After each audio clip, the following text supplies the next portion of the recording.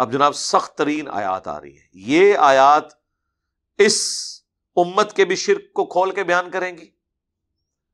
اس امت کے اندر جو غلط عقائد لوگوں نے پروپیگیٹ کر دیے باذن اللہ کے نام کے اوپر، اور یہ کہہ دیا یہ آیات بتوں کے بارے میں ہیں، یہ انبیاء کے بارے میں نہیں، من دون اللہ سے مراد جو ہے وہ بت ہیں، یہ سب کچھ اس کے اندر کلیئر ہو جائے گا.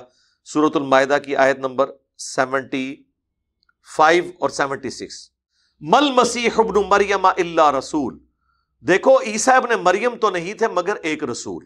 نہ تو وہ خدا کے بیٹے تھے نہ خدا تھے، ایک رسول تھے. رسول دو اور بھی آئے ہیں، قد خلت من قبلہ الرسل، ان سے پہلے بھی رسول گزر چکے ہیں. ٹھیک ہے کہ عیسیٰ ابن مریم کو اللہ نے کئی ایسی کوالٹیز دی ہیں جو کسی اور پیغمبر کو نہیں دی، لیکن پھر بھی ہے تو وہ پیغمبر ہی تھے.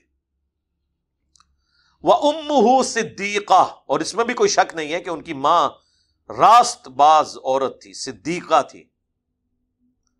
مجھے بتائیں سیدہ مریم سے بڑھ کے کسی بابے کا مرتبہ ہو سکتا ہے؟ سیدہ مریم اولیاء کی سردار ہے، کیونکہ ایک نبی کی ماں ہے، اولیاء کی سردار، اور پھر اللہ کہہ رہا ہے صدیقہ ہیں. اور آپ کو پتہ ہے اللہ تعالیٰ نے سورہ النساء کے اندر انبیاء کے بعد من النبیین والصدیقین والشہداء والصالحین، سب سے بڑا درجہ انبیاء کے بعد صدیق ہونا ہے. تو انبیاء کے بعد درجہ ہے صدیقین کا. تو کوئی ولی بھی کسی صدیق کے برابر تو نہیں ہو سکتا، جتنا مرضی کو بڑا بزرگ ہو، اور پھر وہ پیغمبر کی ماں بھی ہو. تو اور پیغمبر بھی اولو العزم 5 پیغمبر جو سورۃ الاحزاب میں اور سورہ شورا میں آیا، 5 اولو العزم پیغمبر ہیں ہمارے نبی صلی اللہ علیہ وآلہ وسلم. اس کے بعد حضرت ابراہیم علیہ السلام، پھر حضرت نوح علیہ السلام، پھر حضرت موسیٰ علیہ السلام اور عیسیٰ علیہ السلام. یہ 5 اولو العزم پیغمبر ہیں جن کی سب سے زیادہ شان ہے پیغمبروں میں. ان میں سے ایک پیغمبر، اولیاء کی سردار، ان کی ماں خود بھی انبیاء کے لیڈرز میں سے ایک لیڈر. ان کے بارے میں اللہ کیا کہہ رہا ہے؟ کانا یاکلان الطعام، یہ دونوں کھانا کھایا کرتے تھے، روٹی کے محتاج تھے. یعنی اللہ تو روٹی نہیں کھاتا، جو روٹی کا محتاج ہو وہ الہ کیسے ہو سکتا ہے؟ محتاج تو خود حاجت روائی کے لیے الہ کی طرف رجوع لاتا ہے. اگر یہ الہ ہوتے تو روٹی تو نہ کھاتے ہوتے.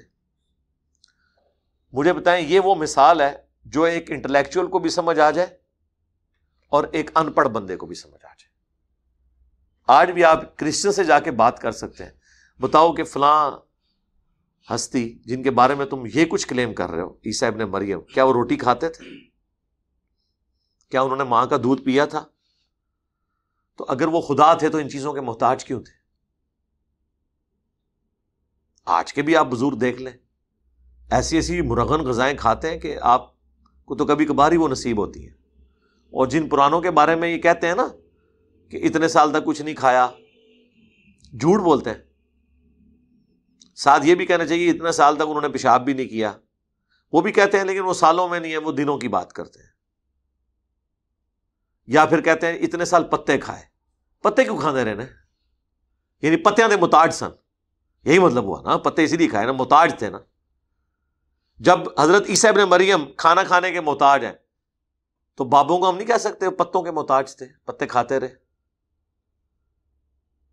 اور پھر ہم سے یہ پوچھتے ہیں، ہم ان سے، نبی علیہ السلام جب غار حرا میں جایا کرتے تھے تو بخاری مسلم میں آتا ہے حضرت ختیجہ ان کو کھانا باندھ کے دیا کرتی تھی.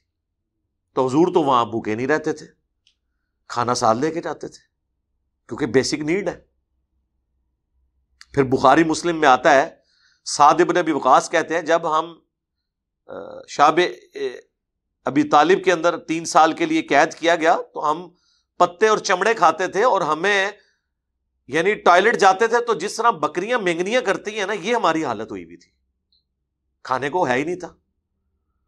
تو ہم یہ پوچھیں گے کہ غوث قطب ابدال جب اتنے سال تک کچھ نہیں کھاتے ہیں تو سعد ابن ابی وقاص وہ کیوں کھانا کھاتے رہے؟ نبی علیہ السلام کیوں کھانا کھاتے رہے؟ بخاری مسلم دونوں میں حدیث موجود ہے. مولا علی کہتے ہیں میں نے اپنی زندگی میں سعد ابن ابی وقاص جن کا نام سعد ابن مالک بھی تھا، ان کے سوا کسی کے لیے نہیں دیکھا کہ حضور نے اپنے ماں باپ جمع کیے ہوں۔ آپ نے بدر و احد کے موقع پہ فرمایا سعد میرے ماں باپ تجھ پہ قربان، تیر چلا، حالانکہ وہ رشتے میں ماموں بھی لگتے تھے، اتنا ان کا درجہ ہے، تو وہ بھی پتے کھاتے تھے۔ تو یہ بزرگ کہاں سے بغیر کھائے پیے زندہ رہے؟ فراڈ کرتے ہیں، کہتے ہیں جی اتنا عرصہ بس چائے پیتی ہے انہوں نے، چائے بھی کیوں پیتی ہے؟ وہ ایسے وقت میں کھاتے پیتے ہیں کہ آپ کو پتہ ہی نہیں چلتا، نماز بھی ایسے وقت میں پڑھتے ہیں کہ آپ کو پتہ ہی نہیں چلتا، آپ کو پتہ بھی چل جائے تو وہ کہتے ہیں ادھر نہیں پڑھی ہے، مکے مدینے پڑھی ہے۔ تو کسی حدیث میں نہیں آیا کہ نبی علیہ السلام کبھی مکے میں ہو تو مدینے جا کے نماز پڑھی ہو، اور مدینے میں ہو تو مکے آ کے نماز پڑھی ہو، اسے تو کبھی نہیں ہوا۔ تو سب فراڈ چل رہا ہے۔ یہ میں کمپیریزن آپ کو کرا رہا ہوں کہ قرآن کا خدا اور ہے، بابوں کا خدا اور، قرآن کے پیغمبر اور ہیں، بابوں کے پیغمبر اور، فرق آپ دیکھ لیں۔ دونوں کھانا کھانے کے محتاج تھے۔ انظر کیف نبین لہم الآیات، دیکھو تو صحیح ہم اپنی آیات کس طرح کھول کھول کے بیان کر رہے ہیں۔ یعنی اس سے نیچے آ کے کیا سمجھایا جائے کہ بھئی روٹی کے محتاج ہیں وہ۔ ثم انظر، پھر ان کی طرف بھی دیکھو جو نہیں ماننے والے، انا یؤفکون، کہ کدھر الٹے پھرے جا رہے ہیں۔ آج بھی یہی ہے، آپ جب ان کو باتیں بتاتے ہیں وہ الٹے پھرے جاتے ہیں، کہتے ہیں نہیں توہین کر دی ہے۔ تو یہ کس کی توہین ہوئی ہے یہاں پہ قرآن میں؟ عیسیٰ ابن مریم ان کی ماں کی توہین ہوئی ہے جب اللہ نے کہا روٹی کھانے کے محتاج ہے۔ ابھی تو اہل کام اگر ٹرنا ہے، اللہ تعالیٰ ہمارا قل اتعبدون من دون اللہ، اے نبی تم فرماؤ کہ کیا تم عبادت کرتے ہو من دون اللہ کی، اللہ کو چھوڑ کے ان ہستیوں کی، عیسیٰ اور ان کی ماں کی، ما لا یملک لکم ضرا ولا نفعا، جو نہ تو تمہارے نقصان کے مالک ہیں اور نہ نفع کے۔ دے لیں دونوں کی دے، اللہ تعالیٰ نے ان کے اٹھا کے پھینک دی ہیں۔ نمبر 1 یہ فرمایا کہ یہ من دون اللہ ہے، کون؟ عیسیٰ اور ان کی ماں۔ حالانکہ یہ حزب اللہ ہے، لیکن حزب اللہ شیطان کے مقابلے پہ، لیکن جب ان کو لوگ اللہ کے مقابلے پہ کھڑا کریں گے تو اللہ تعالیٰ کو یہ بات کہنے میں کوئی عار نہیں ہے کہ یہ ہے تو حزب اللہ ہیں لیکن تم نے انہیں من دون اللہ بنا دیا ہے، اللہ کے سوا ان ہستیوں کو پوجنا شروع کرتی ہے۔ دوسرا، وہ تمہارے نفع اور نقصان کے مالک نہیں ہے، اور پھر ساتھ ہی کہہ دیا واللہ هو السمیع العلیم، اور اللہ ہی ہے جو سننے والا، علم والا ہے۔ یعنی تمہارے نفع اور نقصان کا مالک وہ ہوگا جو سننے والا، علم رکھنے والا ہو، ہر وقت ہر بات کو سننا اور اس کا علم رکھنا۔ یہ تو عیسیٰ اور ان کی ماں کی کمپیٹنسی نہیں ہے۔ جب عیسیٰ اور ان کی والدہ کسی کے نفع اور نقصان کے مالک نہیں ہیں اور وہ روٹی کھانے کے محتاج ہیں، اور وہ اللہ کے مقابلے پہ عیسائیوں نے جب انہیں کھڑا کیا تو وہ من دون اللہ، اللہ نے ان کو کہہ دیا تو بابے شاہی کوئی نہیں، بابے شاہی کوئی نہیں۔ شکر کرو اسی اتنے روک رہے ہیں لوگوں نو بس کہ بابے شاہی کوئی نہیں۔ ایڈی موٹی گلاں میرے دماغ چ آندیاں نے اس تو بعد، لیکن میں کہنا نہیں، اخلاقیات کا دائرہ ہم نے کراس نہیں کرنا، بس اس تے ہی تسی رہو کہ بابے تے شاہی کوئی نہیں۔ جدو کوئی کہنا کہ بابے بڑی شان ہے تے اے سورۃ المائدہ کی آیت نمبر 75 اور 76، میں نے اس کا واقعہ بھی آپ کو سنایا تھا پہلے بھی، جب وہ سورۃ النساء کی آیت نمبر 48 آئی تھی نا، ان اللہ لا یغفر ان یشرک بہ، تو 3 قرآن لیکچر میں نے اس ایک آیت پہ کیے تھے، کیونکہ توحید نہیں ہے تو پیچھے تو کوئی شے نہیں ہے۔ تو اس میں بھی میں نے بتایا تھا کہ ہمارے آفس کے ایک کولیگ وہ دوسری سائٹ پہ تھے، ہم ایک دفعہ وہاں گئے تو دعوت اسلامی میں، تو وہ جب جماعت کروائی انہوں نے، ہم نے نماز ان کے پیچھے پڑھی، ہم تو پڑھ رہے تھے رفع الیدین سے، وہ بڑے حیران ہوئے کہ ایک رفع الیدین کرنے والا بندہ ہمارے پیچھے نماز پڑھ رہا ہے۔ وہ گمان کیا انہوں نے کہ ہم اہل حدیث ہیں، اور اہل حدیث جو ہیں وہ تو بریلویوں کو مشرک سمجھتے ہیں، نماز کے قائل نہیں ہیں، اور دوسری طرف بریلوی بھی قائل نہیں ہے ان کے پیچھے، وہ گستاخ رسول سمجھتے ہیں۔ تو ان سے تھوڑی دوستی ہوئی تو انہوں نے دعوت دے دی کہ ہمارے گھر کبھی آئیں چائے کے لیے، تو میں اپنے ایک دوست کو لے کے وہاں پہنچ گیا، تو ہم نے بات کرنی تھی توحید کے اوپر، یہی ارادہ تھا کہ ان کے سامنے بات رکھی جائے۔ اب انہوں نے جال حق پڑھی ہوئی تھی جو میں نے 1994 میں پڑھی ہوئی تھی، اور مجھے پتا تھا اس کے اندر جو کچھ بھی ہے وہ میں نے کور کیا ہوا اپنے ریسرچ پیپر، دعا صرف اللہ ہی سے، مسئلہ نمبر 3 بھی ہے دعا صرف اللہ ہی سے۔ تو وہ کہنے لگے جی قرآن میں جتنی بھی من دون اللہ کی آیات ہیں کہ وہ تمہارے نفع نقصان کے مالک نہیں، یہ سب بتوں کے بارے میں۔ تو میں نے کہا یہ آپ کو بتایا گیا نا, ہم قرآن سے آپ کو کئی آیات پیش کر سکتے ہیں, لیکن ایک آیت ہی ویسے آپ کے لیے کافی ہے. میں نے پھر یہ آیات کھولی کہ دیکھیں کہ عیسیٰ ابن مریم جو انبیاء کے 5 بڑے سرداروں میں سے ایک سردار, حضرت ابراہیم, حضرت نوح, حضرت موسیٰ اور عیسیٰ, اور سب سے بڑھ کر محمد رسول اللہ صلی اللہ علیہ وسلم, اور ان کی ماں صدیقہ, اولیاء کی سردار, ان دونوں کے بارے میں اللہ تعالیٰ کہہ رہا ہے کہ کیا تم عبادت کرتے ہو ایسی ہستیوں کی جو من دون اللہ ہیں, اللہ کے سوا اور ہستی ہیں. تو دیکھ لو من دون اللہ, اللہ نے ان دونوں کو کہہ دیا.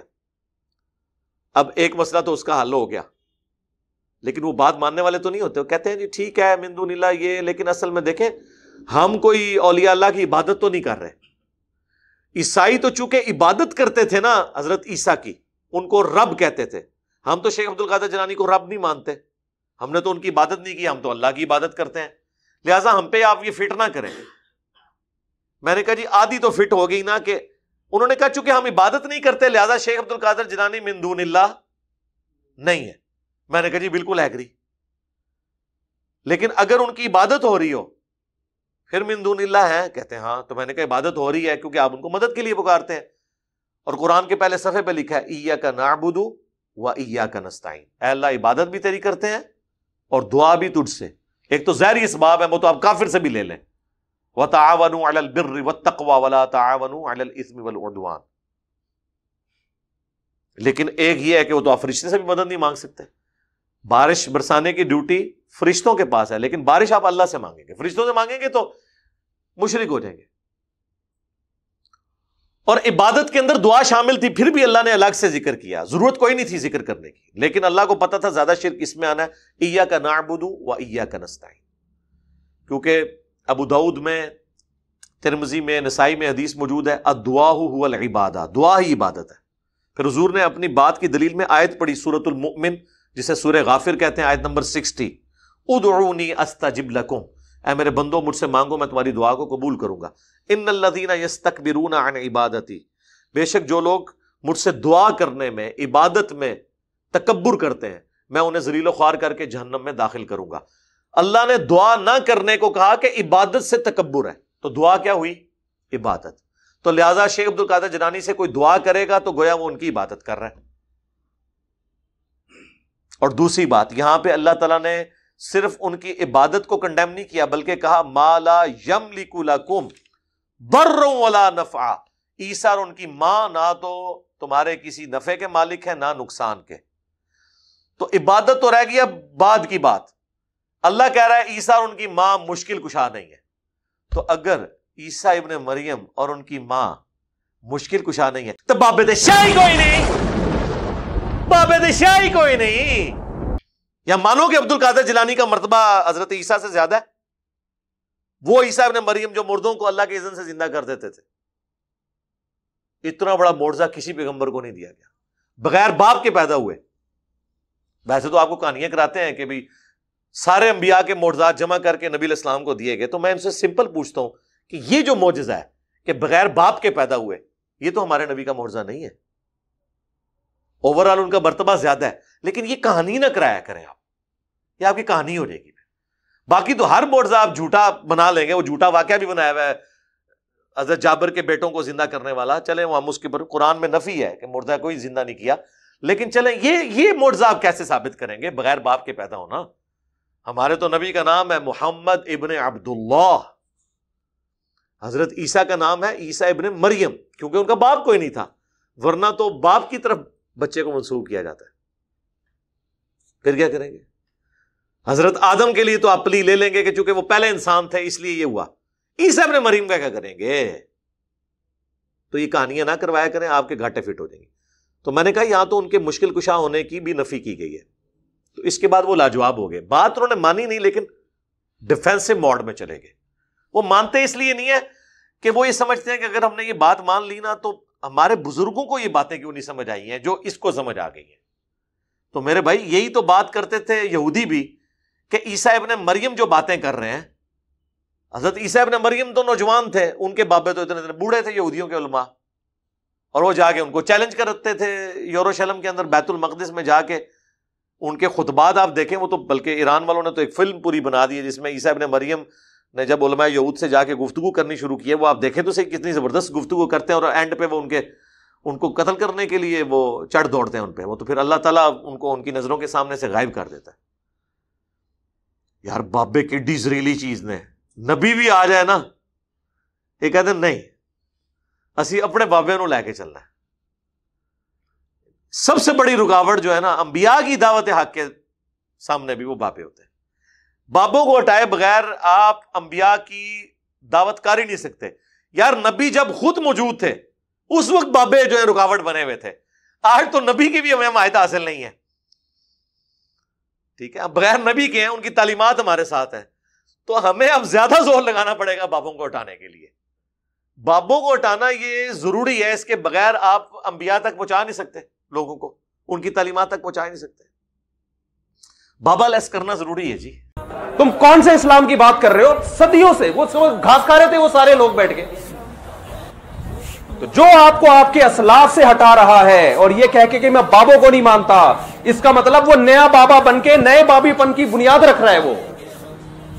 وہ کہہ رہا ہے سارے بابوں سے ہٹا کے سب کو کس کا مرید بناؤ، سب مجھے بابا سمجھے، باقی ساری قوم بابا لیس ہو جائے۔ وہ یہ جو کہہ رہے ہیں بابا لیس بنا رہا ہے۔ ہاں اس کے بعد آپ کہہ رہے ہیں نا جو یہ کہ یہ بابا لیس بنا کے خود بابا بننا چاہتا ہے، بھائی خود بابا بننا چاہتا تو بھائی آپ کی طرح چندہ بک ہوتی، آپ کی طرح ایک المحند کتاب لکھ کے ہم نے امت کو تھمائی ہوتی کہ یہ ہمارے عقیدے ہیں ہمارے فرقے کے، اور آپ کے مخالفین کی طرح اسام الارمین لکھ کے تمہید ایمان لکھ کے تھمائی ہوتی کہ یہ ہمارے فرقے کے عقیدے ہیں۔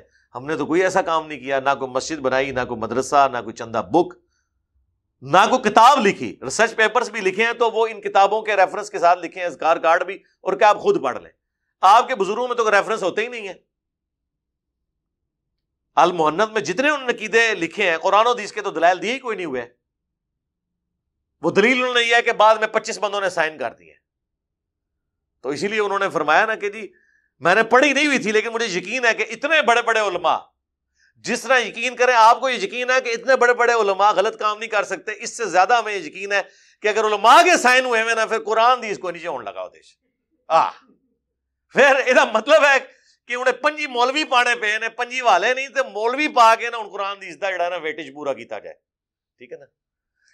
اتنے علماء کے سائنوں کی ضرورت ہی نہیں ہوتی ہے قرآن و حدیث کو، آیت اور حدیث لکھنے کے بعد سائن لکھنے کی ضرورت ہی نہیں ہے، وہ تو اللہ کے سائن ہو گئے نا، اس کے پیغمبر کی نشانی ہوگی۔